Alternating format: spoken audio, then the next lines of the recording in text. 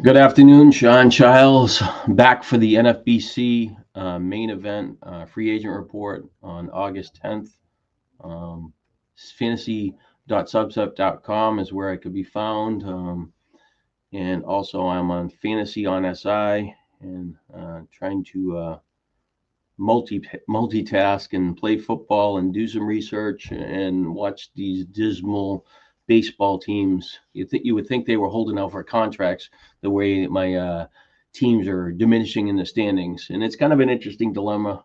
Just quickly, when you're looking at when you got fantasy baseball teams and you're get all this passion for it, and you think you know what you're talking about, but ultimately you need the players that you have on your team to play well, stay healthy, and hopefully you have the team structure.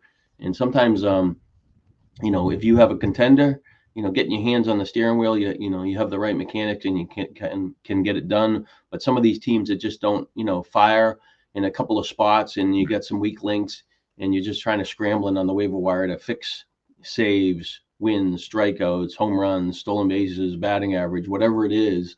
It just some of those things you just can't fix on the waiver wire, especially in National Fantasy Baseball Championship where there's no trading. So I thought this week I'll talk about one of my teams right now. At least it still has a chance that I drafted and managing for the league, and I'll show that in 1 minute. But a friend of mine's in kind of hanging around the overall, and I figured I'd take a spin through that as a different take, just to it's something that's an interesting.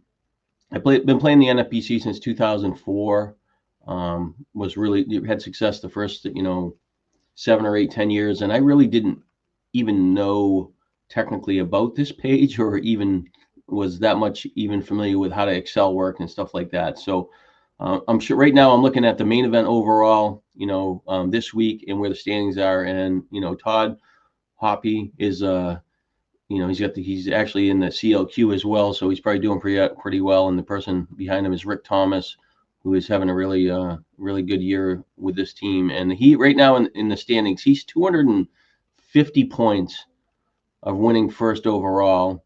He gained 15 points yesterday or today. Maybe this is the standings. I think these are live. So he's gained 15 points today, in the first place team has lost 15. So the challenge is when you're looking at this type of this information is, can I make a run at the title, and what do I need, and what are my team strengths? So when you look at his roster, he's for this week, his team, he's got he's hitting 246. The batting average a little down a little bit. Ideally, I don't even know what his team batting average for the season is, but you'd like to be, over 260 for the season to be a top team. 38 runs, 33 RBIs, 12 home runs, 10 steals. Pretty balanced attack there, especially when you got some more games to be played to help move up. Had 55 strikeouts for the week. That he hit par for that. If you can average over 55 strikeouts for the whole year per week, full weeks, and there's 2 half-week periods, the first week and the All-Star break, and that would be a little bit less. That would be ideal. So he's hit par on this. Maybe have a few more strikeouts today, but 6 wins is a really good week. If you could get 4 wins a week, you have really a good ranking in wins for the season. So he made up a little bit of ground.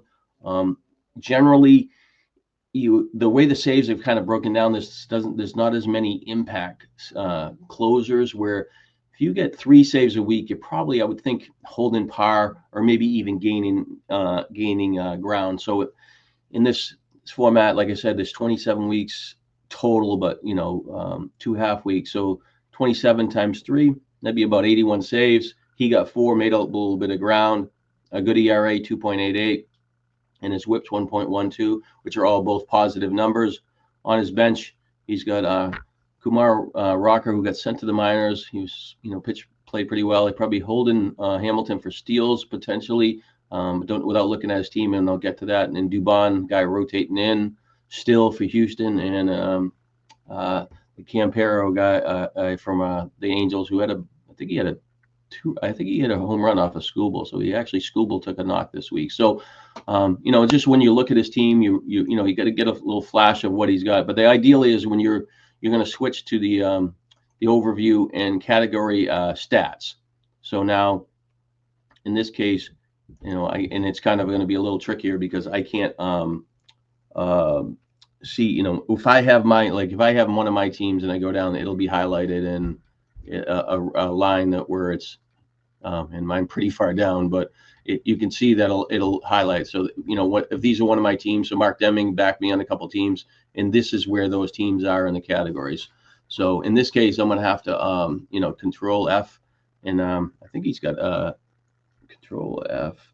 I think at 217 is 317 is his. For some reason, was his. Let me see if I can bring that up. At, I guess it's not going to be up. No.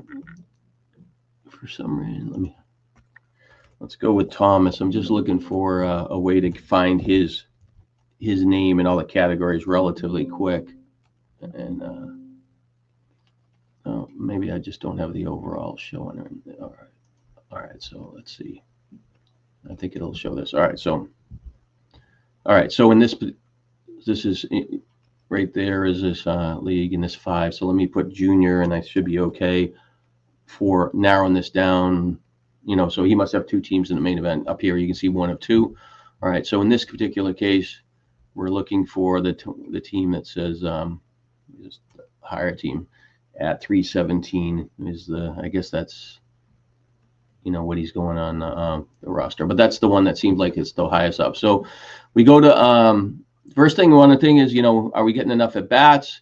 And a lot of times when you're looking at the at bats, it doesn't in this NFBC. I wish they did a better job of showing walks for the batters to show, because if you could be at first in at bats and you could have, say, 400 walks, or you could have 5,300 and you could have 600 walks. So you're technically, still doing well of getting at bats and stuff like that. But so it's a little trickier. People like, oh, I want to be, ranked really high in at bats, but it's not really a straight line, correction. So he's 5,500. So he's probably about, I'd say in the top 20%. So this league has 855 teams, and so you're just looking at that to see what they have at. So as far as runs, first place in runs is 891.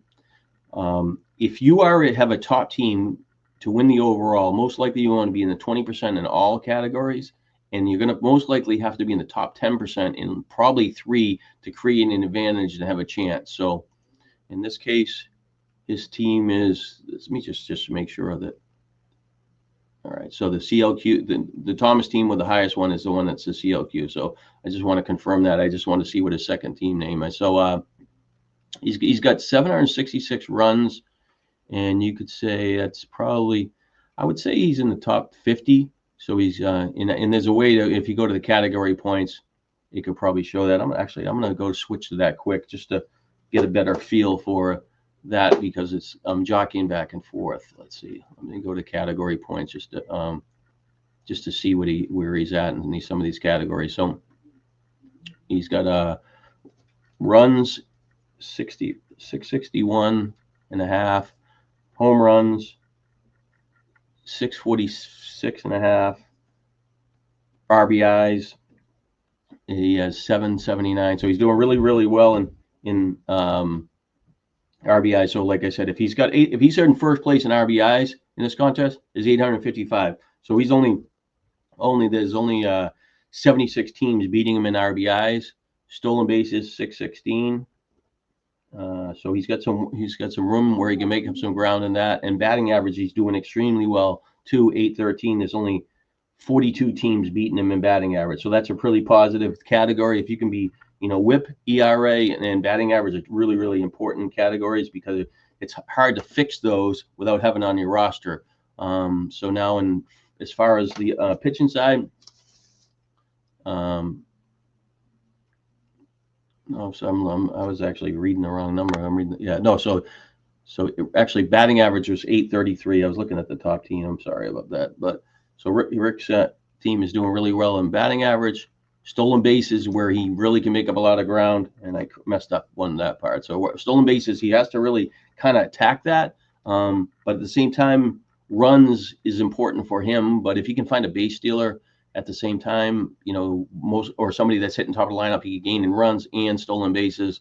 So that's something he has to work on, and that's the pitching side. Strikeouts 786, so it's pretty good ranking there. Wins 774, that's a good position. Saves 831, that's a tremendous number. There's only a few teams beating him in there. ERA 817, a great number there. And WHIP, surprisingly, you would think that when you have a really good ERA and some wins and stuff like that, the WHIP wouldn't be that much of a gap. He would technically, you would think that he would have maybe in the 700s and something, but he for some reason this team is taking a beating maybe in the back end of the pitching staff, and maybe just because he's trying to make up some wins or the structure and how he got that advantage of strikeouts and stuff like that. He rotated them some guys and took some beating. So WHIP is the one that's kind of a little more difficult to make up ground. And let's see, I'll go back to category stat points, give him a little better reference, especially on the ERA. And so let's see, lowest is ERA, and then Thomas. Let's see. So he's his team on this is the ERA is 3.24, and the WHIP is 1.198. And I always think mentally in the picture of when you're looking at ERA, like basically your ERA is 3.24, your WHIP, if it's on par for or what it should be like 1/3 roughly. And I mean, there's fly ball pitchers and guys that get walks, and the strikeout guys, so that it doesn't, it's not a straight line there. But technically, you would think with a 3.24, he would be in that 1.08 area, and he is trailing way behind that, and he has to make up some ground and WHIP to make a run at this. And the stolen bases, so the category he's going to make up is, WHIP, and potentially is a few strikeouts, but it's really on the pitching side. He really has to somehow narrow down WHIP without costing him the strikeouts and wins, which is kind of a difficult thing. He does have the cushion and saves, because if you look at the save category, he's so far up there that he's got 65 saves. The number of points that he gains in here, he only gain a few more points getting up there, but even coming down, they're still, if you take a few weeks off on this, they come charging and get some points there. So it's always that trade-off for wins and strikeouts, for and saves, what you're going to give up for that. So I would think that in this format that he would stolen bases is really a critical, and somehow if he can just get that WHIP under control, I think that would be really, really important. So let me see. He's got 127 stolen bases. I mean, there's really, you could see, with 1 or 2 steals, he can just gain a lot of points. So he's in that really range where he could jump up, but he has to make up 250 points, but still in the categories. If WHIP, in the 1 point, let me look at the 1.19 thing, just kind of jumping around here. Sorry about that. Just to see how closely it is, so if he's at 1.198, just to get into the 1.8s, he's going to pick up 20. He could get into, one in the 1.7s. It's probably 50 points that he can get just by, going from 1.198 to 1.80. And that is, when I look at that, I think if a pitcher can go, if a guy pitched a no-hitter for, for a game, you technically could go from like 1.20 to close to being 1.90. So he has to kind of almost go like, minus 20 base runners for how many innings pitched he has. And that is kind of relevant. If somebody has a ton of innings pitched, that they're going to have a harder time moving if somebody has 500 innings pitched as it goes. So, but I basically, a few years ago, Dave Potts won the overall, and I had actually talked to him in mid-August. And I don't know, I'm not sure where he was standing, if he's focusing on his league or the overall. And I just looked at his team, and I said that you can win this overall in this thing if you make up steals and saves which are most likely the easiest two categories to pick up off the waiver wire, because you can kind of rotate in, especially in September when some of the people aren't getting as many at bats. And I don't know, he was able to execute that and win the overall that year, and it was pretty good to see him do it. So in this case, making up the whip going to be a little more difficult. Structure of his offense, but ideally, if he could go up 150 points and the guy came down 100, that would be give him a chance to do it. And let me just do rank, because I'll just look at the first place overall team just to see what how he's doing it. Kirk had a really good run. Contreras, I think he's a little banged up this week. Had something happen. Nick Gonzalez, kind of a fill-in, starts really in the bottom of the lineup, hasn't done much. Alonso's had a better week. He has power. Otto's a waiver wire pickup at shortstop. He's done decent. Jose Ramirez is, having another really, really good season. Maybe not as impactful as far as the RBIs in the past, but the steals and home runs are there. Taylor Ward has hit enough home runs. Batting average, a little bit of a drag. Langford's underachieved in batting average. Abreu has been a good value. Sanchez, waiver wire most likely player, came on. Varsho came off the DL to this week and had a monster week, and he slid him in. I don't know if he got him off the waiver wire. Diaz is the guy that's hits for average, and he's hitting lead off. Struggled a little bit early, but he's been really good the last couple of months. Jeremy Pena came off the DL. So we got a couple of guys that, with a boost there. Always when you're looking at these, you don't know if he lost some players due to injuries. He's got, I guess he's got one extra hitter on his, he's got two extra hitters on his bench. Right here, you could see these people getting rotated in here. Yeah, so this is, it's only picked up Tyler Locklear last week, and he missed a home run he had in the first half of the week, and he didn't do much. But he's a guy that can help up in steals. As far as he's got a one ace, Debbie Matthews came off the DL. Brown has had a really tremendous year, has been helpful. Eovaldi was hurt for a little bit. Santana to get some saves. The Washington replacement closer, we'll see how long-term he will be for saves. And he's got rolling out five relievers in here, which you could see right here where he only has 26 strikeouts in 3 wins, but he get the saves. So he's trying to make up a little bit of ground in saves, but he has other pitchers he can kind of rotate in. Maybe he's trying to get doubles. So, but there, if you're trying to maintain an overall standings or something like that, later in the year, if you just stay on this path and you're just trying to protect, you technically can get run over in strikeouts and wins, and it just happens just like that. And I'm not going to go looking what he's got, but so that's just kind of a quick overview, and I've spent few too much time on that, but anyway, so back to my teams. I'm going to go talk about this for a second before I get to the waiver wire, and you can speed for ahead of this if this is kind of a outlier, but there's only one team that's this team is in let's see here, it's 5th overall, and the leader's 107.5. 94 for 5th place is where I'm at. So I need to make up 14 points to be in first.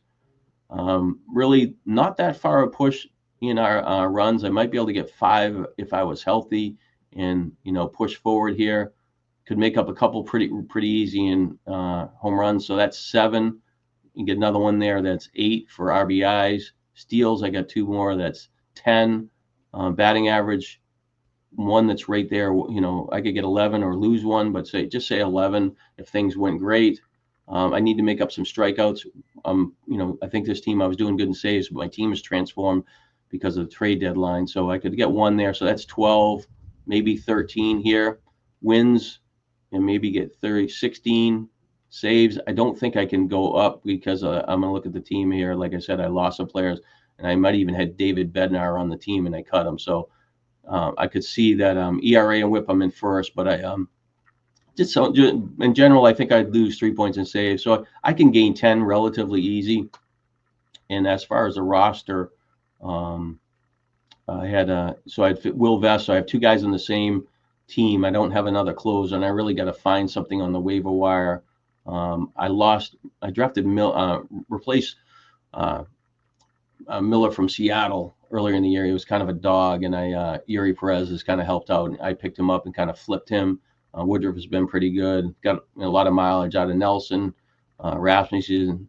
So that's my pitching staff: Skeens, Abbott, Hunter Green coming off the DL. I'll be able to rotate in Taj Bradley hopefully next week. So ideally I need to find another closer or two, and vest, and can I protect in that situation there. I really need at least one more to try to hold ground. And I did catch the good week out of Varsho this week as well, and just happened to put him in because of injuries. But 34 runs, not that great. Home runs good, RBIs good, one steal, that's kind of disgusting. When you're making it a run. And I had some injuries, like I had to play Frelick, Ruiz, which just gives me a cut. Over the first half of the week, he got sent to the minors. But I need to somehow get some steals, and I did play Alexander as a fill-in for Vargas. He needed one more game to qualify. But basically, like I said, this team is in the hunt. Maybe Lawler comes up, and that's what my thought was, that Alexander would bridge me to go Lawler. But that's a lot of time talking about teams and stuff like that. So let's go over to players. And it's just the same old routine when you're looking at the players who's getting more playing time. And I know that standing out for the 15 team leagues is Boston situation at catcher. Connor Wong has done a little bit better this week. Navaez has had a pretty good year, been relatively cold lately and missing playing time. And Wong is a player that was really productive last season.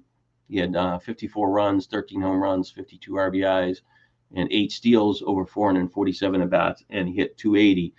Really slow start this year, had some injuries, hasn't really done it, but he could potentially be a guy on the waiver wire that you get for short money that can bridge the gap, and he potentially could pass Navaez if his injury continues, and if he continues to struggle at the plate, and he doesn't have much going on lately.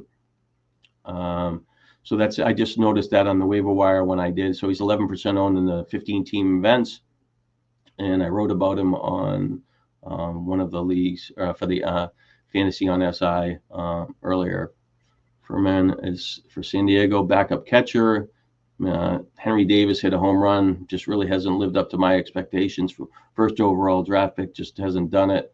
And you're just kind of just looking for somebody that potentially could show a flash and get more playing time. I still think that Adrian Del Castillo could be a factor here, but he didn't.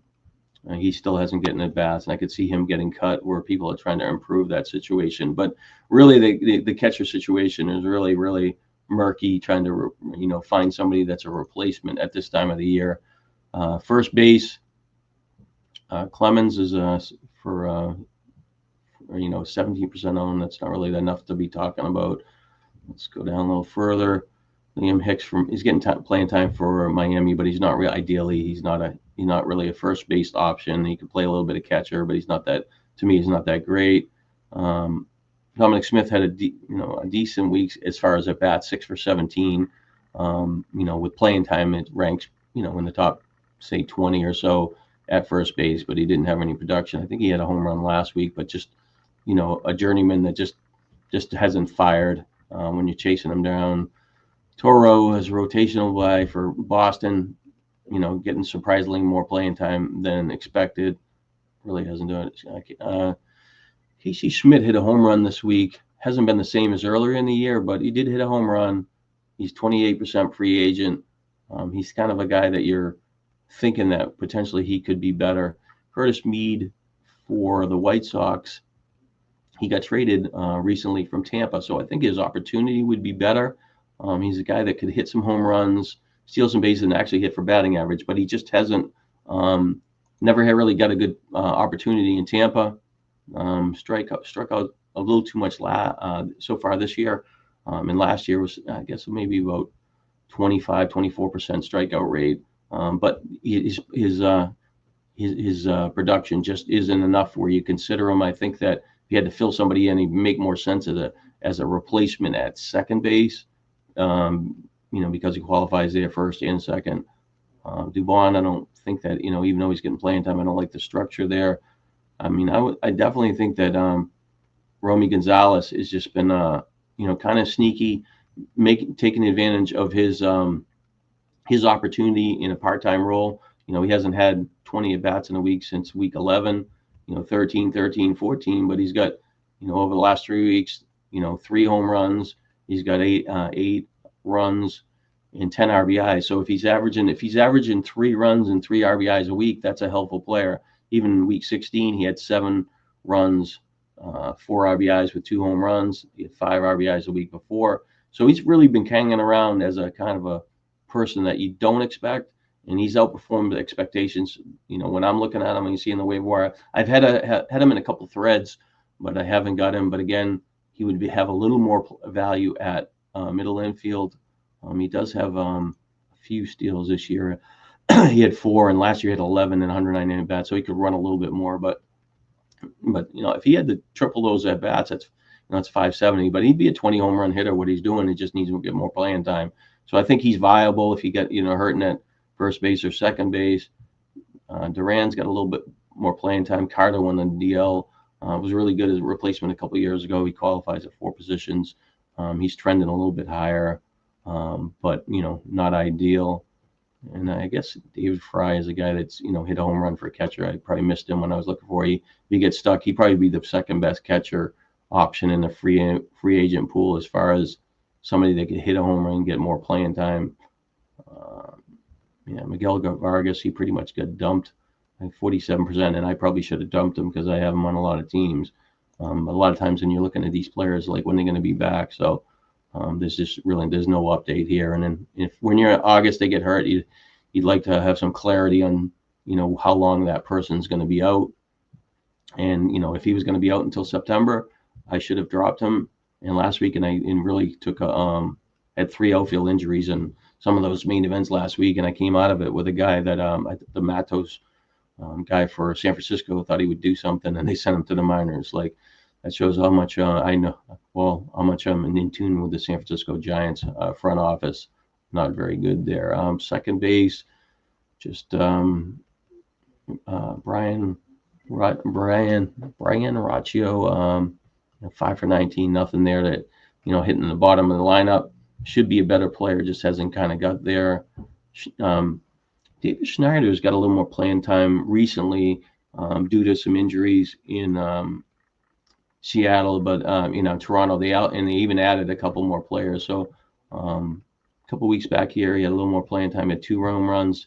Next week he had 2, but then he had short playing time, but he had 2 home runs this week. So I would think he may be more of a guy that's a bridge player, and look at the structure in Toronto. I know that Springer's out, and I think Jimenez for the second baseman is, moving around and getting closer to doing something. So he's a player of interest. A player that will get in the way when he gets back. And I've been kicking this Brooks Baldwin guy, multiple times. I've written about him. I think he's a much better player than Midroth guy for the shortstop for the White Sox. Got put on the DL this week, so his playing time jumped up. 18 at bats. Doesn't look too sexy with 3 hits, but he did hit 2 home runs and steal a base. He's flashed a couple of times, home run, 3 RBIs, home run, 3 RBIs, home run, 3 RBIs, and 1 and 4. And he was a little banged up in here. He missed like 10, 12 games in this area where he lost, but he had a massive run of home runs in the minors, and his minor league stats look really well. So I continue to say that he is an upgrade and potentially could get hot. And but and if he could get hot in that lineup, he could potentially move up. So but I don't want to rinse and repeat and continue to say him. Nacho Alvarez got a bump in playing time due to Riley from Atlanta went on the DL. He's a guy that could offer like a balanced speed power set, but not really have a high ceiling in either category.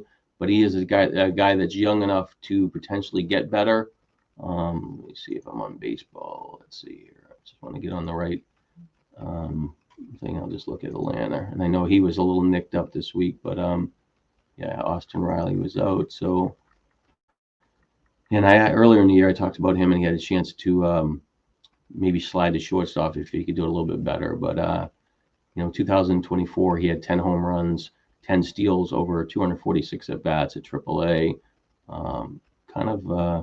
I think he missed some time earlier in the year due to an injury. Has a decent approach, but he really hit these stats this year from lack of playing time. Haven't fired, but if you need somebody to fill in He's the guy that could probably potentially at least get some at bats due to somebody getting hurt and get a bump playing time, but he has to prove himself for sure. Jared Trilio, he's kind of a guy that can hit for a little bit of average, not a lot of power. He's got a bump in playing time, but not somebody that's going to be a difference maker as far as middle infielder. And if you're looking for speed, this is Thomas Sagassi. He is a kind of an intriguing player. I picked him up in the NL League. I've been struggling all year at trying to find somebody that's at middle infield, at the second base position. I'm sorry, and he kind of stood out when I was looking at. But St. Louis has a prospect that let's see here, St. Louis, where are you? Yeah, so Weatherholt, he is looks like he's really close to the majors, and I don't know if they're going to slide Gorman over to second base, and Weatherholt will play third or shortstop. But you can see this year that he's got 13 home runs and 16 steals, and hit over 300 at both levels at AAA and AA. His approaches have been pretty good: 55 walks and 53 strikeouts, and really has been a little bit better power hitter once he got to AAA. So he is a factor for Sagassi from St. Louis. But based on, Nolan Arenado is going to be out for a while, and, Donovan could play second base, a little banged up, but there is an opportunity for him potentially if Donovan's out a little bit. He looks like he got scratched. So, he had 20 home runs at AAA in 2024, 67 RBIs, 9 steals, a little too much strikeouts. 100, or the ratio for walks to strikeouts isn't great, but he had a little bit of power in 2023 as well. He had 25 home runs, 108 RBIs, 11 steals, and he hit over 300. So he's a guy that you kind of have to pay attention to. Hasn't really fired at the majors. Did better this year at AAA. He hit 311 with 5 home runs and 21 RBIs, or 61 at bats. It looked like he was about say a 15-15 guy. But there's something to him if he's going to get playing time. At least you can put him in and be a bridge player. But he's really hasn't done anything to warrant a pickup. But we're playing in a 15-team league where the free agent pool is relatively weak, and we got to take what there is. Cole Young for Seattle, he still hasn't fired, and he does have that speed, that you're looking for if he ended up running. I think he took like 4 walks last night. He's 65% free agent in 15-team leagues, or in the main event anyway. So this week he's 4 for 9. He's got 3 runs, 1 RBI, 1 stolen base. He got 5 walks, and I think 4 of them came in last night's game. But his playing time isn't where he's in there every day. So just because of the structure. So like I said, he's off this day. I mean, I guess he's in the lineup enough over the last week or so that he's playing enough. But he has he's got a guy that was like a 17 player at AA and AAA. And I'll see if I can get up to this and look at Seattle and just talk about him for a second before I move on. Seattle. And let's see here. Yeah, he's so Polanco is a guy that could get there. And do they rotate somebody in at DH? Could be an issue there. But you can see over here he had 22 steals last year, 17 the year before, and 303 and 469 at bats. But this year, AAA, he had 4, 200 at bats. Really didn't run, and he only has 1. But so he's going to run this year. Not sure, hasn't shown enough at the plate. But really like a 270 something hitter in the minors. And so what does that translate into the majors? 253 so far, and I'm not sure if he gets a little bit better than that. But the walks to in strikeout ratio is not that bad. 21 years old, he could get better, so he might be a better option next year. But if he looks like he starts running and gets on base a little bit more, he might be potentially some help there. And I can miss somebody at the back end of this when I'm skipping around, but that's why the Thomas team has Hamilton, hoping that he would get more playing time because he's a flash base stealer, same as like Ruiz from the Dodgers that got sent down. If he could play in September, being a fill-in, even if it's like some kind of rotational role, he might be able to steal like 7 bases in a week or something like that, trying to help some fantasy teams there. Over to shortstop, based on playing time, and Gabriel Arias is kind of a streaky guy. He strikes out a lot, but he's getting a little bit more playing time recently. Had a home run, 6 RBIs, but he looked good. I think the first 4 weeks of the year, or some 5 weeks of the year, he was doing some stuff in here, and had 4 home runs, and he just kind of disappeared for a while. Like, and his playing time was still maintained there, but he had like 2, 4, 6, 7, 8 weeks in a row where he didn't hit a home run. Then he hit a home run 4 of the last 5 weeks, but not a lot of run production and stuff like that. So if you need to fill in somebody, he has a little more batting average risk. I would say that for the season, right there, 104 strikeouts and 304 at bats is not ideal, especially when you're trading off there. But his batting average is probably higher than it should be when you consider that ratio. But basically, put him in for a week, and if you need some at bats, and you take what the player pool gives you, prefer Baldwin over him again. Darnell Wilson from Jacob Wilson for the A's had a forearm issue, and he got put on the DL. So his replacement is done better than expected. And I could say that the Hernandez guy is Hernandez. He's not a big power hitter, but I think he's a decent batting average guy, and that's not that it's going to help a lot of teams. But he had this year he's 23 years old at AAA this year, 305, 4 home runs, 50 RBIs, and then stole 12 bases and without being caught. But just really hasn't fired. Wilson, I'm not sure how long he's going to be out, and he's, he had a 3-run home run this week. The playing time's a little bit better, so I think that if you're looking for at bats at shortstop, he is a guy that might give you a little bit and maybe sneak a steal in there or do something. And Wilson, I don't know what. Let's see. And I had him in a league and has been playing and running, but he's not.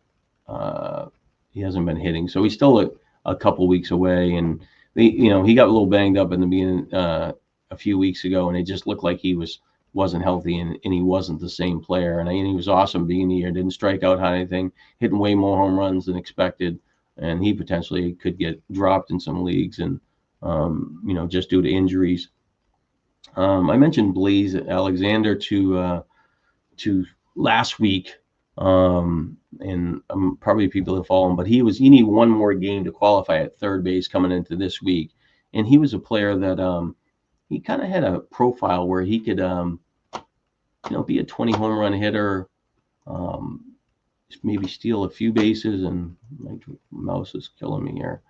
But right now he's going to get the playing time at third base until Lawler gets there. And you can see right in this area, he had 17 home runs, 10 steals over 317 at bats. That's not a bad number. And then even let me see what did he hit for the last 2 years at I think it's mostly AAA. Yeah, so he had the last. Oops, sorry, this thing gets down the bottom here, and I get out of it. So 178 games, 637 at bats. He hit 284 at AAA with 21 home runs, 113 RBIs, and he had 17 steals. But there's enough there where he is definitely serviceable. And I know that this week I had picked him up at the beginning of the week to transition him third base for like when I had Vargas, and I took maybe a 0 for half a week, but I put him in, and I got a decent game out of him. I got 4 RBIs and a home run, and he had 2 hits the next day. Not sure. I don't think he started today. But he has could steal a base. I think he could be helpful. Like I said, he's a little better player than what you're seeing that he's done so far. But I think that he is a guy that will probably be, had the big game. He'll be a little more attractive, and so he's, obviously not a big name player, but he's a better player than people will probably give him credit for. Josh Smith, Paul DeJong. I saw him get pushed up in the batting order for Washington recently. I'm not sure if he's getting enough playing time, but Yeah, so he's got a home run back-to-back weeks, just solo ones, and not enough. But if sometimes, last year he had a lot of home runs earlier in the year, and he was streaky. He had 24, but he had a ton of strikeouts, and that's remains a problem. 34 or 102. So, but for a flash player, if he's getting a bump playing time, he could hit a home run. Javier Peguero, I think last Sunday he had 3 home runs in a game or something. He had last week against Colorado, or was it the beginning of this week? I think last Sunday or something, or last Saturday, he had 3 home runs and 5 RBIs in a game against Colorado. Hasn't done anything since. No RBIs, no runs. Not really. Can get pinch hit for based by on his at bats. He's got 3 in those games for 4 straight games. But he was a guy I liked last year for an NL only league. Got sent to the minors, and let me just check out his minor league stats to see. Pittsburgh kind of cloudy at what they have for middle infielders at the major league level and at the minor league level. So his playing time is reflective of, I don't know. I'm just kind of looking. So this year at the minors, he only had 5 home runs in the minors, and he had all those in one game there this year. But last year he had 13 home runs, 81 RBIs, 15 stolen bases, over 499 at bats, 257. But he looked like earlier in his career he was showing a little bit more speed and maybe a little more potential. But not somebody that he missed that big game. He did it against Colorado, but still, if he's got playing time, maybe he surprises. And Hamilton's getting no at bats, so nothing else at shortstop really. Outfield, it's repeat. Or I'm sorry, third base. I'm talking about now. Baldwin Urshela. So Gio Urshela has been playing for the A's a little bit this week for some injuries. So 6 for 18 last week, was 1 for 11. The week before that, 5 for 18, but he hasn't hit a home run all year. I mean, so he's just he's a very journeyman player that hasn't really done much. I'm not going to go looking at him too much. 0% own. Probably if I was looking, Nacho Alvarez would be a little more attractive. Alexander would be a little more attractive. Talked about both of those players. Graham Pauley has hit 2 home runs for Miami. He was a player that I thought that was, when he was with San Diego, was a guy that potentially, I had him on some draft masters, and he just didn't get enough playing time. And when you're looking at these teams before the season, you're kind of projecting that they will get more playing time due to a weaker starting lineup, but it just hasn't happened. So he had 7 home runs, 17 RBIs this year at over 128 at bats at AAA. Hit 258 was okay, but up here he showed a little bit in 2023 is where he started to draw attention to where he might be a little bit better player between high A and double A. 481 at bats, 23 home runs, 94 RBIs, even stole 23 bases, hit 308. That's a really nice balanced skill set. And he was 22 at the time. The following year, he just really kind of hit 14 home runs, 61 RBIs, 7 steals, and the batting average was a negative in all areas. And he really just didn't kind of fire when he got to the majors. But there's enough in his profile where he might be able to surprise. And he is coming off a week where he has been helpful.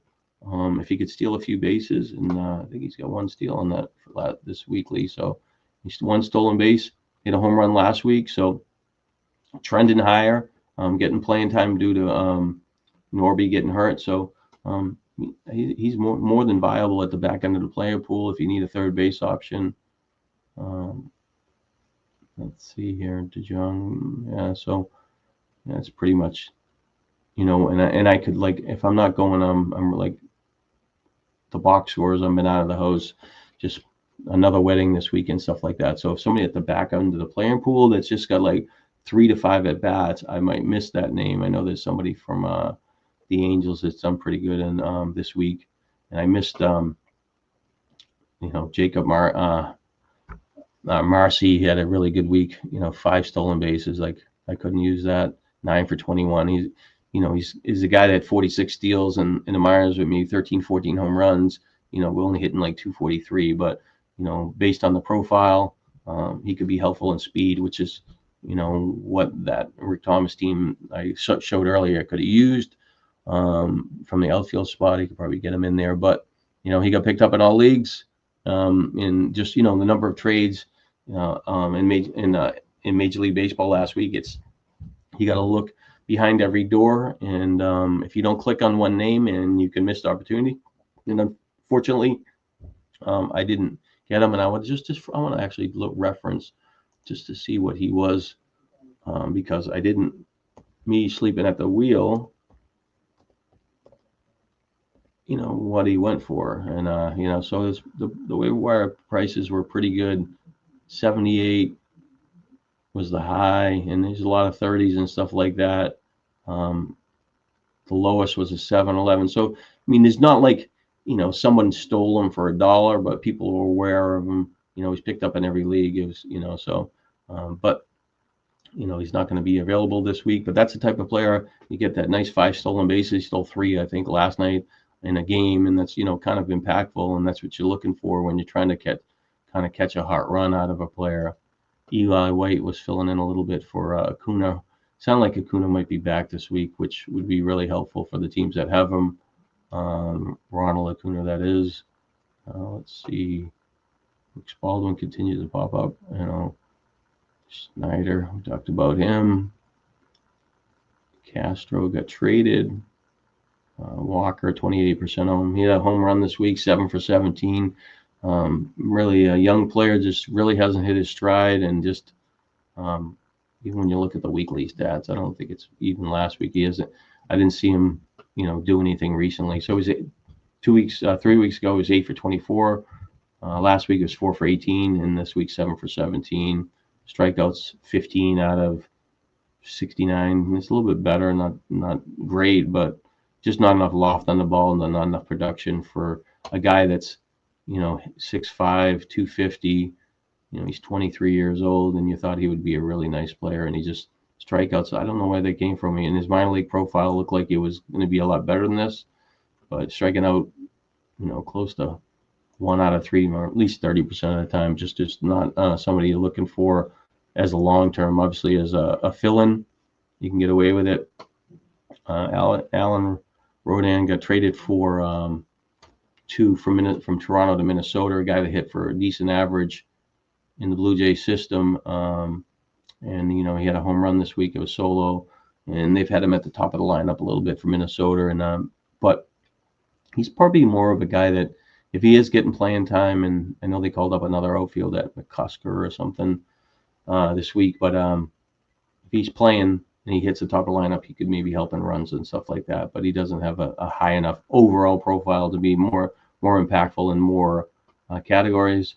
JJ Bleday had a couple of good games this week, but when you look in between the cracks there, back-to-back games, he was 8 for 10 with 2 home runs, 7 RBIs, and 5 runs, and he's got to earn a little bit more playing time in here. But he just really is. It's kind of cloudy, who they're going to rotate at DH next or outfield spot. And when you look at his stats for the year, he's got 10 home runs, 29 RBIs. That's 225 at bats. Last year he was 20 home runs and 60 RBIs and 572. So his production actually is better than last year with less playing time, but his batting average is less, and he got diminished to the minors. Strikeout rate's a little bit higher. The walks are probably reasonable, but he did a little something. But I looked at him when I was doing the outfield report, and I'll just go to that for a second here, because I was like, I don't know what they would do to give him more playing time, because they got, Rooker's going to play, Soderstrom's going to rotate in, so he's could be there. They could put Butler over here, and they still have the young player Cortez. So I guess, does he outplay Cortez? And they do have Colby Thomas, another young player that has some talent. So it's kind of messy how they handle that situation. And their third baseman I talked about, your Scheller. So I just showed them that Max Muncy was out, and the Schulman guy has been in the mix there. So that is what we're looking at there. Isabel's the bottom of the lineup player for Kansas City. I had him in a thread last week, didn't get him, but Figure he gets enough playing time. Wall, he's 100% owned. Let's see. Nathan Luke's still 23% owned. Went to Colorado, had a really great series, and helpful. Jacob Young's a guy. Maybe you can cash if you're chasing steals. If he could hit a little bit better, he would be a player that could be sneaky, but he has to be playing a lot more. Last year was pretty helpful. This year he just hasn't fired. All right, so this is a player from Cleveland, first base qualification. He's listed as an outfielder. Let me see. Let's see. Eligibility. Yeah, it's two. I don't know. So he's but anyway, he's got 4-game hitting streak. He's got a home run in the last game. He's got 3. Let me just go to weekly. It's a little bit better. 4 runs, 4 RBIs. So I don't really this player I'm not familiar with. So let's take a dive into what he's doing. Let's see, Cleveland. Let's see. Where are you? So in the minors this year, get 283 at AAA with 13 home runs, 43 RBIs, 2 steals, 79 strikeouts over 289 bats. So a little high on the strikeout end. The year before, he had 17 home runs and 92 RBIs. And was probably hitting close to 300 between high A and double A. So, I mean, he's a guy that looks like he's got some potential. And this year he started off, he didn't really do much at other than batting average. He didn't do much at double A, but he did have more success over there. So, I mean, probably a 20 home run hitter. Going to probably get exposed at the major league level as far as strikeouts. But 3rd round draft pick in 2023. So, not going to help him too much steals, getting playing time, hitting some home runs. It's just, they got him over here at right field, Nolan Jones. So it looks like his opportunity is there, and you ride him in for a couple of weeks, see what happens. Outfield, back end outfield, and I have some teams where I'm looking for some outfield opportunity, and he would fall in the mix where I'm gonna try to be interested in him. But he's got home run, 4 RBIs, 4 runs for the week. He's probably going to cost more like in the $10 range. It's going to be a little more difficult to own. Jack Swazinski is a player that has had a couple of years ago he had that 26 home runs for the Pirates and was helpful. 74 RBIs, he early stole 13 bases, but 36 strikeouts and 83 at bats is really, really a bad number to be looking at. And even when he had the home runs, it went 72. So, for the week, it looks like the strikeout rate this week's 3 for 15. It's a lot better than before. Last week he had 6 walks, 3 strikeouts over 5 at bats, which wasn't much playing time. But let's see what he was doing in the minors, just in case. Just as if you don't click that extra thing, go behind door number 1. You might miss on an opportunity there. So let's see here. What was he doing at AAA? 12 for 48, hitting 280, over 182 at bats. So he's on pace to hit 30 home runs, maybe 180 strikeouts, over 600 and something like that. So still striking out a ton. So I guess if he was, I think he's a lefty. Yeah, he's a lefty. If they're not facing lefties for the weekend, he's facing a bunch of righties. Maybe you could rotate him in, maybe catch a hot game out of him, but really not somebody that's any long term. That's only like $1, like bottom of the pool player. Dubon rotated in.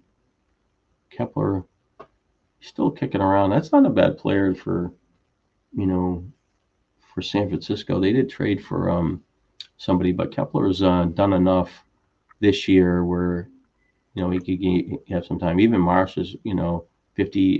He's 82% owned, so he's only 18. So weekly, Kepler, like the RBI production really isn't there, but his playing time, yeah, it's just overall, it's just not strong enough where you think it's, especially when he's hitting the bottom of the lineup. But I mean, he has 12 home runs and 322 at bats. Yeah, it's just not. Yeah, it doesn't really stand out. The batting average is low. Strikeouts about what? Maybe with 40 walks, 370. It's one eye. Yeah, the strikeout rate's not really that close to the league average. But just if he's getting playing time, you can put him in for a week. Let's see, Conforto day to day. That would be interesting for them. The Dodgers did call up. They set Ruiz down, and they called up, I believe, Dean. So Conforto day to day would be doing him a favor if he wasn't playing with knee soreness. I mean, he hasn't really. What has he done this week? He's 2 for 14. He hasn't hit a home run in 2 weeks. He's 5 for 31. He's been stunk the whole year. And Dodgers continue to wheel him out there. 84 strikeouts, hit 191. And I mean, at some point they just have to cut their losses and improve it. I still think Ruiz over him would be an improvement. So I think it was Dean. So let me see what Dean was doing and what was the reason to call him over Ruiz and not give him a chance. It's kind of interesting. Because I think Ruiz is an impact guy where, for at least fantasy-wise. So they did trade for Call from Washington a little bit. Let's see what he was doing. He really hasn't done much for the Dodgers. And he's, 2 for 3, and pinch hit, nothing really, no playing time. Excuse me. Let's see, Dean. Does this guy have any chance of getting more playing time? So he was 274, 71 strikeouts and 311 at bats. So 1 and 4, 23, 24%. 270 at bats, had 6 home runs, 25 steals. So, when you're looking for speed, I mean, he falls into that speed category. I don't believe he's a better player than Ruiz. He's 28 years old, and where have you been? This is his first chance in the majors, and I don't, like I said, I don't understand the reason behind it. But let me just, I just want to look at the Ruiz thing, just one thing, because if I know that if Ruiz is in the free agent pool, and if I was looking to make up speed, it's like a closer in waiting. He's a guy that could be impactful, and he's just, he had 40 steals and 9 home runs, and he hit through 95. He's 26 years old. Like, how can this guy not get a chance? But he got sent back to the minors. He's got 2 games. He had a home run. He went 4 for 8, had a double, and stole 2 bases in a game. I mean, like, why isn't this guy, why isn't he worth a major league opportunity? He doesn't strike out a ton. I don't know. But it is what it is, like I said. But if somebody's looking for somebody to a speed out, maybe the Dodgers aren't going to play him, but he has that kind of potential to do that. And let me what was his? I'll just go back to him. What was his ownership? And there's not many people holding on to him because he wasn't getting playing time. Let's see, Ruiz. He's 16% owned, and with him in the minors, he'll be cut more than he'll be picked up.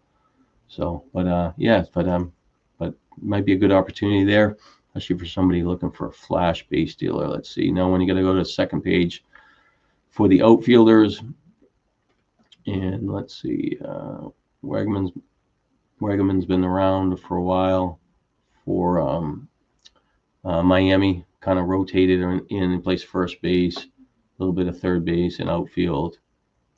And, got a home run, but he had gone like 5 or 6 weeks here where he didn't hit a home run. He sneaks on one once in a while, had some RBI weeks over here, but in general, he's just not enough high enough profile guy. For a number of bats, he only has 6 home runs, but if he's getting some playing time and he's just looking for some at bats for the week, that he could be viable. Kansas City just hasn't got that other, with Caglione out for a while. They just haven't got somebody else to kind of fire. They did get the outfielder from Gurriel from Arizona, but 2 for 7, not enough playing time. And they did get Yastrzemski in, but Yastrzemski's 40% owned, so he's actually viable. They had him in the top of the lineup, I think yesterday or the day before, or both days, and he hit a home run. So he's done enough for San Francisco, and he's not a great player, but he'll hit a home run once in a while. 91 strikeouts out of 344 bats, so that's pretty high. 6 steals, but for the lineup chasers, he's at the top of the lineup, and he was be viable. Still, no update on. It seemed like Cangeloni is getting closer to a rehab assignment, so that would be good if people are holding him. And he is, yeah, he's 97% owned. So, all right, let's see, 5%.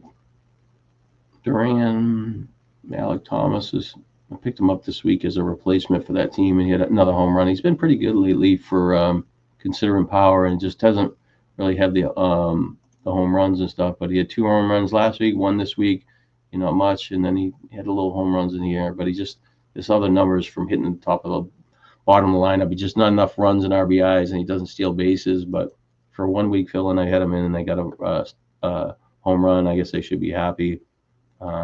Really not much there. Bader's 86% owned. That's cloudy up there. Andujar, I know he got traded to Cincinnati, and he in the first inning, I believe he had a 3-run home run today. So that's a pretty good day for people that had him. So last week he had 2 home runs. Well, actually, 2 periods ago he had a solo home run, went 5 for 17, then 2 home runs last week, and this week he's got another home run. So the power is trending for him. I would think that would probably spend a little bit more there, and they're giving him some playing time. He was a guy that you thought would be a lot better player when he first came up for the Yankees. Hit a lot of home runs and played well that one season, and then he got hurt and he really kind of disappeared for a while. But the batting average was so fine. This year he's hitting 299. Last year 285. Even when you're looking at the home runs, he only has 6. Home runs on the year, but he's kind of trending in power a little bit. So, I wouldn't break the bank for him, but he's a guy that's worth more than $10 for if you think he's getting playing time. Fraley's a rotating guy that always, whenever you invest in Fraley, kind of gets hurt and really doesn't, kind of do what you expect. You pick him up for $46 in the waiver wire, and then, about 2 weeks later he's hurt. I think. Robert Hassel is a guy that was picked up in a lot of leagues, and then they hung on to him for a long time and they dropped him. That's the other player that I want to talk about there. But Hassel is I think last week he had a home run in the game. Yeah, he was. At the end of the week he got called back up. He had been down a while. He had 4 RBIs, 1 home run. This week he's kind of split playing time. 4 for 10, which is fine, but not enough at games. Didn't play. Yesterday, don't know about today. 1 for 3, 1 for 3, 1 for 3. Didn't play, and then didn't play the game before. But let me just look at him as and what he's seen in the minors there. Let's see, Washington, Hassel, right? And I think Cruz is getting closer, but Hassel would be somebody that's getting in the way for Young. So. 310 at AAA, 10 home runs, 16 RBIs. The approach was decent. Yeah, I mean, I think that's I think that the profile is pretty good there, like on that basically skill set from going AAA to the majors, and but he will be. Let's see, what did he get picked up for last week? But he will be more of a popular pickup this week. So, yeah. So last week he was the high of 16 with minimal run up, runner up bid. So he would probably be a couple more dollars this week if he does anything today. He doesn't have enough at bats, but he's worthy of a back end $2 or $3 fill if you're just looking for somebody maybe could steal a base and fill in the back end of your roster at outfield. And I wanted to talk about I guess today's TDOC guy. I gotta look him up. Bryce Teodosio. She has 3 steals for the week, so I just wanted to see what the Angels were giving him more playing time, and I wanted to see what was going on there. Let's see. So he looked like he was started. Let's see. Yeah, he really hasn't. Last year he had 39 steals at AAA, 5 home runs, struck out a little too much at 276, but he's got that speed profile where that many steals is going to be helpful. It looks like he missed some time at the beginning of the year due to injuries. He only had 53 at bats this year at AAA. After some rehab work, had 7 steals, hit 321. He's got called up this week. So really kind of a lower profile. It looked like he got hit in the head a little bit on Friday. Um, but, if you're looking for a flash base dealer for a week, he might be a guy that could surprise. I don't expect a lot of power. He was playing, you know, between his rehab games, he was playing all right. 308 and like I said, the 10 steals. So he was like I said, I saw his name pop in there, at the bottom of the lineup for the Angels, and you don't really know a player, just take a look at him, and so for a team that's looking for speed, he would be viable, and hopefully he gets plays a little bit more where he could be in the lineup every day. And I think that's about it. Like I said, unless I miss somebody at the back end, which like I said is pretty easy when I'm kind of jumping from football to baseball, and I haven't done my waiver wire. Once I do my waiver wire, I kind of identify some of these players a little bit easier because I play in a AL and NL league, and anybody that's get playing time in that, it's a smaller field, and they just, even if they're getting like, 6 or 7 at bats or something, they kind of stand out, and you click that extra level and you see what's happening there. Shane Beaver is a player that isn't in the free agent pool, but he pitched good again yesterday. I think yesterday for Toronto, so he should be up next week, and he will be a guy that'll be interesting to see what he does when he gets called up. And those teams that are holding money and need pitching, he is a guy that will be of interest. So he, 5 2/3, gave 6 strikeouts, gave up 2 runs, 5 base runners, and a home run. And for the whole time in the minors, he's been pretty good, and a bunch of different levels in there. But he 2.45 ERA, a good whip, 33 strikeouts over 22 innings. And I know it's some of those are lesser batters and stuff like that, but there's a lot of times these guys that are coming up, you get excited for them. Even like Joe Boyle for Tampa Bay was awesome in the minors, and then he got banged around by Seattle last night, and they just don't kind of materialize. So let me look at the starting pitchers.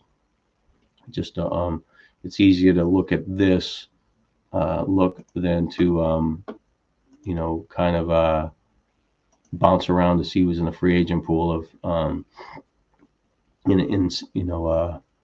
just because you don't know, like somebody might be in a free agent pool in one league and not in the other one. So anyways, looks like Arizona, Zach Gallen, it's got double starts. All the pitchers would most likely be owned. Descafani is a guy that's kind of banged around this, I think 2 starts ago. Last one looked a little bit better, 4 1/3 through 71 pitches, so his pitch count's up a little bit higher. No walks, 4 strikeouts. So, so that's not really there. But Descafani, next week he's at home against Cincinnati. Lopez for the A's, I'm sure he's owned in a lot of leagues. He really had a nice game. He had 10 strikeouts for. Let's see, Lopez. Yeah, he's 100% owned. 10 strikeouts. So. We won't even talk about him. He's double starts next week. Again, Perkins getting stretched out. Spring, Severino went on the DL. I thought he did. So I wonder who they're going to replace in that. Oh, they called up. When Severino won the DL, they called up Morales, but Morales pitched today or yesterday, and he had I think he pitched today, and he gave up, pitched 2 or 3 innings, and maybe walked a few too many guys. But he hasn't pitched not much length to his things. But I think he had talent a couple of years ago, but not somebody of interest right now as far as a main event, because he hasn't, been stretched out enough for innings pitched. Same as like Perkins, but Perkins has a higher profile. Not really much. Wentz struggled in his first start for Atlanta last week. The double starts was a little better today. I'm not sure where I looked at it earlier. It wasn't great, but it was a little bit better. Nothing there. Trevor Rogers continues to surprise. He's been double starts this week. He got Boston and Houston. If he could ever get banged around, I'm sure some people will be happy because they don't own him. Povich was pitching good today, or pitching, a lot better. Let me see how people attacked him last week as far as the ownership, if he's still viable. Let's see, so he's 25% owned. He gave up 4 runs earlier in the week, and like I said, he had 7 strikeouts, and he was pitching a little bit better. But he would be a player of interest that for me, if he was in the free waiver wire, especially I'm chasing wins and strikeouts. But the wins would be a little bit less. But he faces Houston, the following week. Um, Looks like they might get Bradish back, and I guess I should look at him just in case because I haven't been tracking him. Looks like he got banged around in his third start. Hasn't been that great. He gave up 5 runs, 3 runs. I wouldn't, Bradish, I'm not going to get too excited about a guy coming off an injury and struggling like that. So Bradish maybe next week, but I think Povich is definitely going to stay in the starting rotation. So I'd be more interested in him. So, he's going to face, looks like they're going to catch Boston 2 weeks in a row, and Houston not great. The end of the week next week they play in San Francisco, would be a little bit better. The weekly check-in of Harrison for Boston. This would be a week that you could probably get him again. I had him in a lot of teams last week. I flipped him to Taj Bradley in a few leagues because I thought Bradley would get called up, and he's pitched pretty good. But as far as Harrison, you can see not listed right there where I can find him. He pitched, I think he had 5 shutout innings his last game.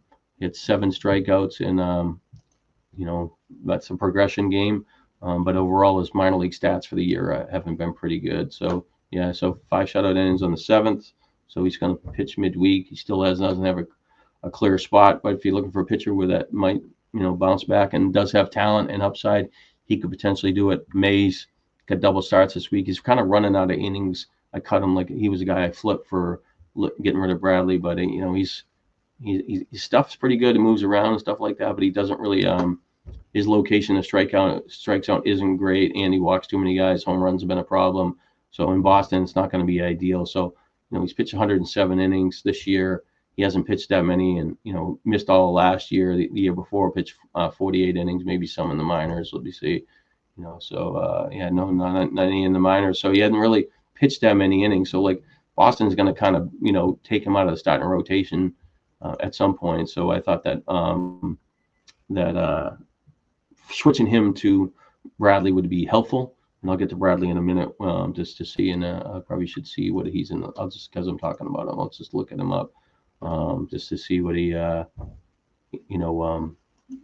what his ownership and stuff like that. But I'll show you what he's did the last 2 games.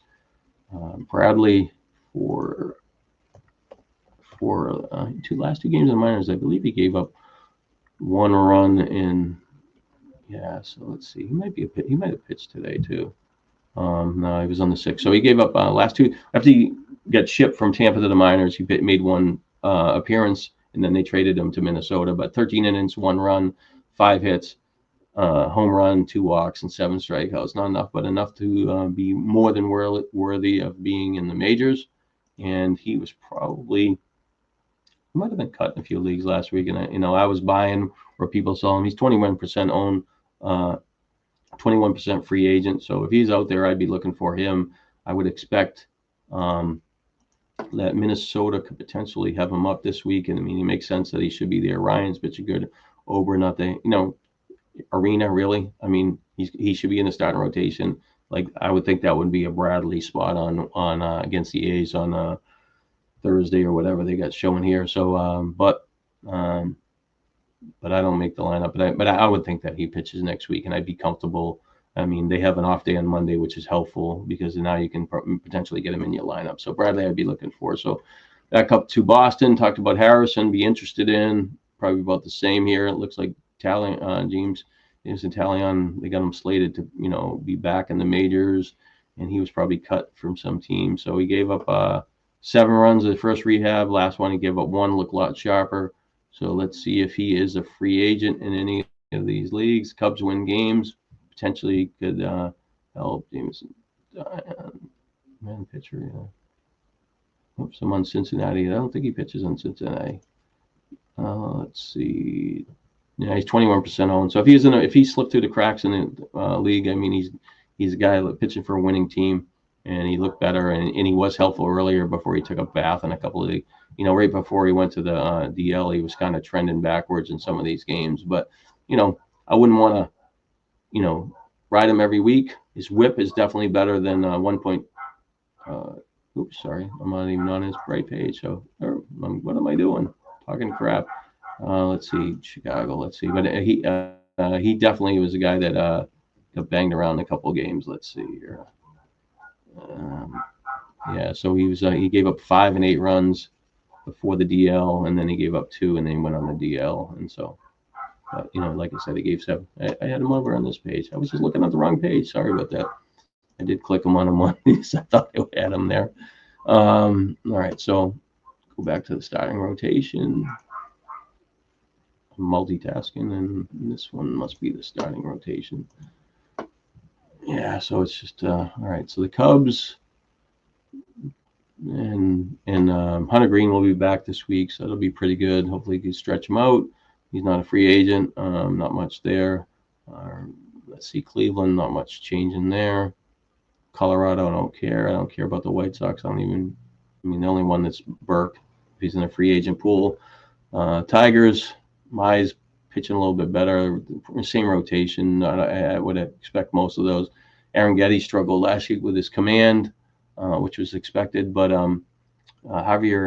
Christian Javier is getting closer to the majors, but his walks have been really, really high. But he looked a little bit better in his last 2 outings. But other than the walk, so he's pitched 5 rehab appearances and gave up 10 hits, but he's walked 15 guys and struck out 15. So he's going to need a little bit of time, and hopefully he can correct his woes and help some fantasy teams in September and maybe help Houston playoffs. But he's not in the free agent pool.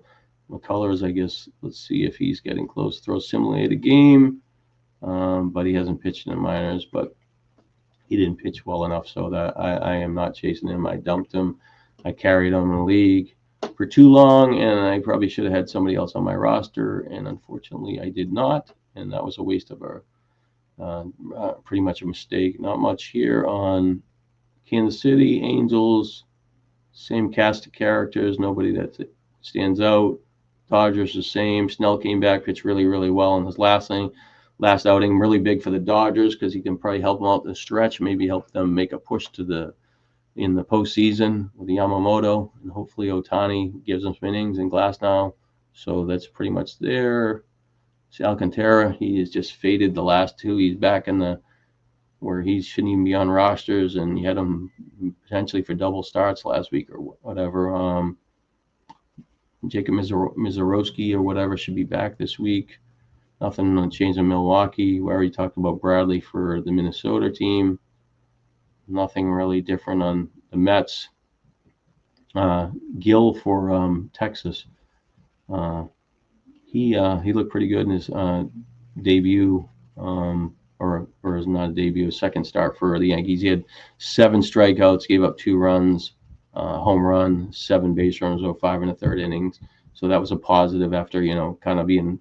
He hadn't pitched over 5 innings in any of his first 5 appearances this year between minors and majors. So he will be a popular player this week, and he would be, let's see, I would think that he's 100% free agent. Let's see, New York Yankees, Gill. He's 96% free agent. So he will probably cost $50, $60, $70, $80, depending on, teams. Some teams might have money left, and they're going to shove on the next arm. He does offer strikeout ability. And he did pitch pretty good last year. And that second game that he pitched for the week was positive. So I would imagine he was, and I don't have much money. I had like $60 left. So my $1 or $2 bid is not going to get him. But he will be, like I said, one of the most popular pitchers this week for in the free agent pool. Atlanta, Philadelphia, the same. It looks like Aaron Nola over here is getting closer to getting to the majors. Still no, he threw 3 innings his first August 1st and gave up 3 hits, 3 strikeouts, and 3.2 innings. In the next outing, gave up a run, 6 base runners, and 3 strikeouts. So he threw 69 pitches. So he should be back pretty soon, and I can't imagine. I haven't seen Nola as a free agent in any league, so I can't imagine him even being a free agent. But that's a pretty long carry for teams. Yeah, he's 100% owned, but he will be back this week. And let's see here. Ashcraft didn't pitch enough innings. Got a chance. Skeens get double starts next week.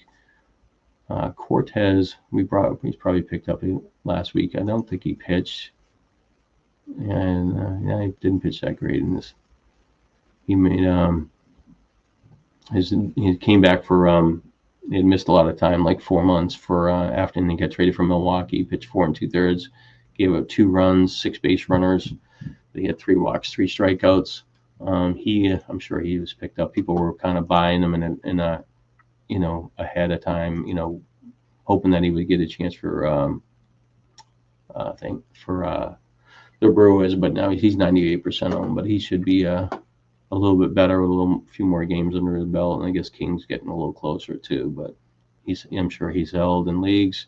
Brad Miller, Bryce Miller for didn't pitch as well in his last outing and gave up 4 runs, 3 home runs, 6 base runners. That's kind of a red flag to me if he gave up the home runs and it was a negative, especially where he struggled. It just shows that maybe there's a little underlying injury still going on there, and then the hope of him helping is probably going to be dashed pretty quickly.